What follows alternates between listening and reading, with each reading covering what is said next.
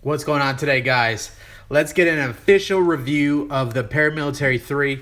I have been carrying this around for maybe 2 weeks or so. I really feel like I know this knife well enough to do the review. And to be super honest, it is not that much different than the Paramilitary 2, right? And that was some complaints. We will get into that, and I have a few examples to show you as well. But my overall thoughts, if you just were to ask me how I feel about the Para 3, I do love it, but keep in mind I absolutely love the Paramilitary 2. And they're extremely similar. I did do a video already on the size comparisons of these two. Not of these two, but of this knife versus like 10 or 15 other different knives. So I'm not going to take the time up to do that now. But you can see how similar they are here. And you can see the stop pin here. I'm not quite sure if that's a benefit or a minus or just a different way to do things. So I know that I have had some problems in the past with these loosen up every now and then. The stop pin has a male screw and a male screw that goes to much like a backspacer would. And that's the whole stop pin. So if that gets a little bit loose, maybe this was the better way to do it with a turned down solid style pin here. So see how that's not adjustable. I had a comment on the comparison video with the Para 3 where somebody had said that because this isn't adjustable like this one, you can actually squeeze this and change the action because that's a solid pin there. I don't see how that's any more relevant than squeezing whether it's got this or this. I like the idea of this solid pin better than this, but keep in mind, I don't have an engineering degree. But just logically, I like the idea that this is one solid pin all the way through from this side to this side. To me, that feels a little more sturdy than this screwed down version. Now, they do the Para 2 right, where the pin is actually shouldered into the liner. So, I don't see any faults this way, but I wouldn't be mad if I seen the Para 2 switch over to this style stop pin. Again, that's just my opinion. So if we didn't see the size comparisons there, there it is up against the Para 2. Same blade thicknesses and everything like that. And really, this is not a hard knife to review. I love it. But keep in mind, I love the Paramilitary 2. If I had to choose one, drum roll, I think I'm going to still stick with the Para 2. And I don't know if it's just muscle memory, but I really, truly feel like this knife is a perfect EDC. If you handed me my whole knife collection and told me I had to pick one to carry and use for the rest of my life, I would really strongly consider the Para 2. Where the Para 3, as awesome as it is, feels a little bit short on the backside here. My muscle memory still wants this pinky. Now, it does have somewhere to go, but this, to me, just fits my hand a little better. Now, when you go into the choked up position, this still feels great. This feels perfect. My fingers all rest in this area here.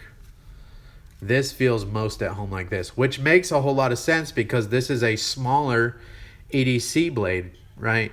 And again, let's talk about that real quick. What's the difference? Let's pull out the military here. Between something like the military, again, I love this knife. If I had to pick out one of my knives out of my collection to carry and use for the rest of my life, this might be in the contention, in the contendership too, whatever you want to say. And I'm not going to edit that. Just got a little awkward there. It's okay. It's okay. We're going to keep rolling. This feels right at home.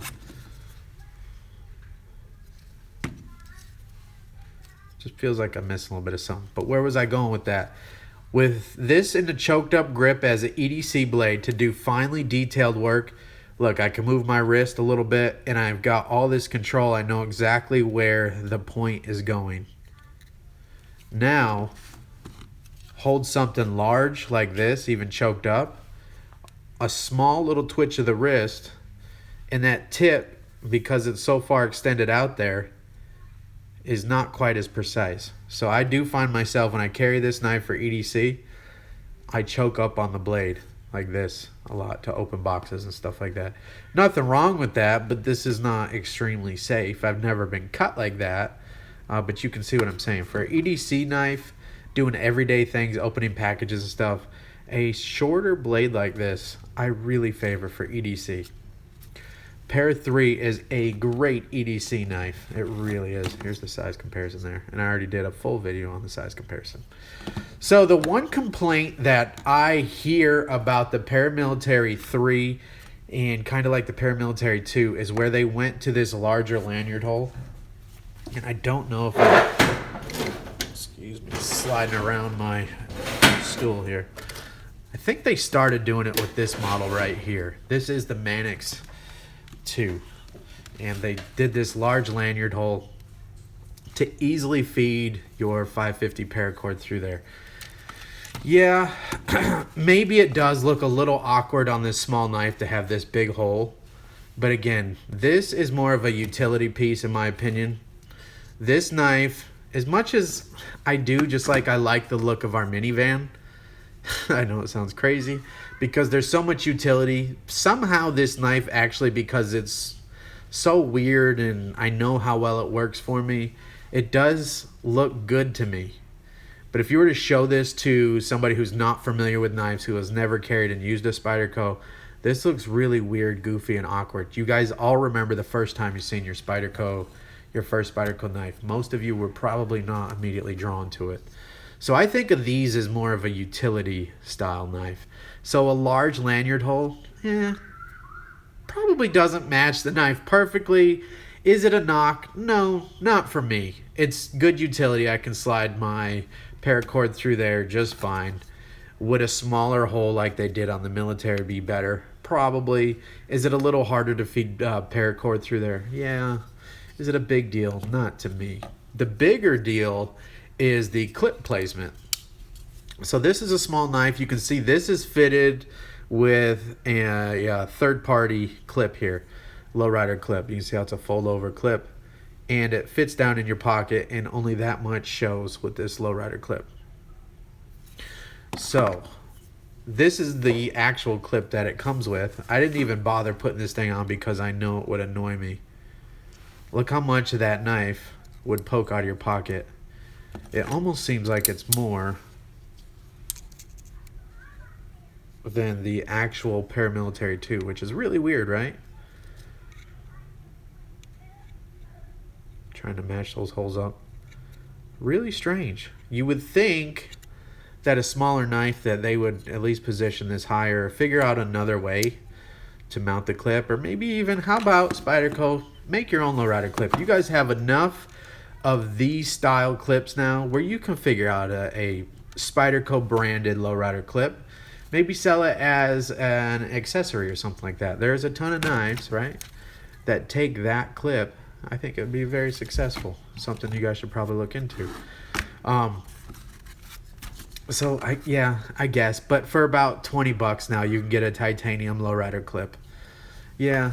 Is this knife already kind of expensive for what it is? I don't think so, but I did hear that complaint too, that these knives are not very far apart in price.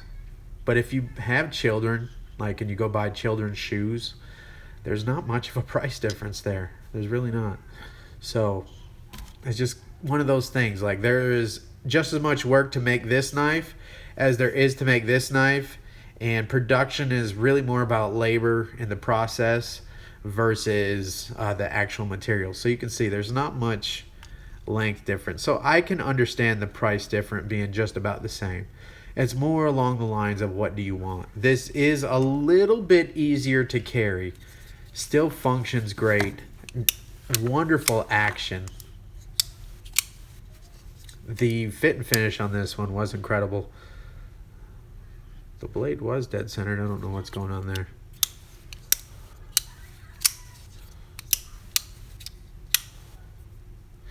No side to side wiggle, no up and down.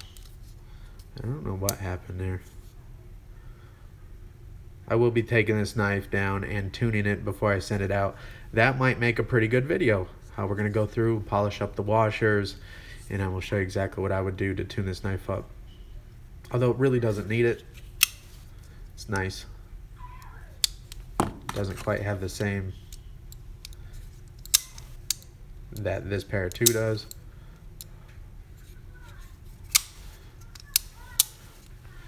Anyways, so the complaint was, let's get into it. Usually when companies size down knives, like big brother, little brother type thing, they usually pull down, and this is going to be a plus and a minus to some people. It's just how you personally feel, but I want to give you some examples here. See how this blade thickness is the exact same? See how the scales are even the exact same thickness and everything like that? You couldn't tell if this was a Para 3 or not right here. You know what I mean? All this is exactly the same. So usually when companies, not all the time, but usually, when they slim down knives, say large hinder versus the little hinder, they usually shrink everything down. So even the titanium slabs are shrunken down. The blade thicknesses are even shrunken down a little bit. So it overall, when they shrink the knife a little bit, they shrink it all the way around. They didn't do that with the Para 2. I'm going to give you some more examples here just for fun. So here's a large Sabenza versus a small Sabenza. See the difference in the titanium?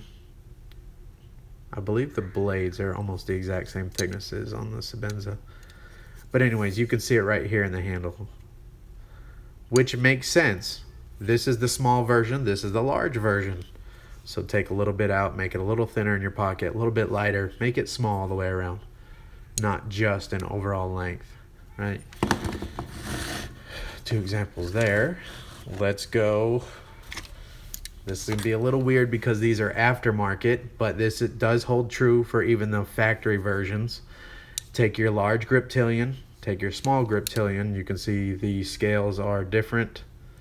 This is thinner to carry overall than the large. And again, these both have Wilkins aftermarket scales on them.